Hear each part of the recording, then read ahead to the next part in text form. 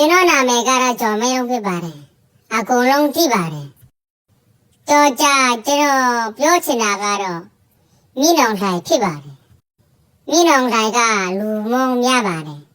ကျွန်တော်လည်းမကြိုက်ဘူးမိနောင်ထိုင်ကိုရိုက်မုံပါတယ်ပြည်သူလူထုကလည်းမိနောင်ထိုင်ကိုမကြိုက်ကြဘူးကျွန်တော်အကုန်လုံးကြည့်ပါတယ်ကျွန်တော်နဲ့မိနောင်ထိုင်ကတရုတ်နဲ့ရုရှားရဲ့ဖင်ကိုအမေတန်ခံမှုပါတယ်ပြည်သူတွေအနေနဲ့အဲ့ဒါကိုသဘောပေါက်တင်ပါတယ်အာချာချာချာချာချာချာများတော့မပြောချင်ဘူးစိုးဝင်းတို့ဥခင်ကြီးတို့ဆိုတော့လုံးဝမကောင်းဘူးစိတ်သဘောထားလည်းမကောင်းဘူးကျွန်တော်အကုန်လုံးကြည့်တယ်သူတို့ရဲ့စိတ်ဓာတ်ကိုဘလို့နေလဲဘလို့ထိုင်လဲဆိုတော့အကုန်လုံးသဘောပေါက်တယ်သူတို့လုံးဝမကောင်းဘူးကျွန်တော်လည်းမကောင်းဘူးနော်အဲ့ဒါကိုနင်တို့သဘောပေါက်ဘောနော်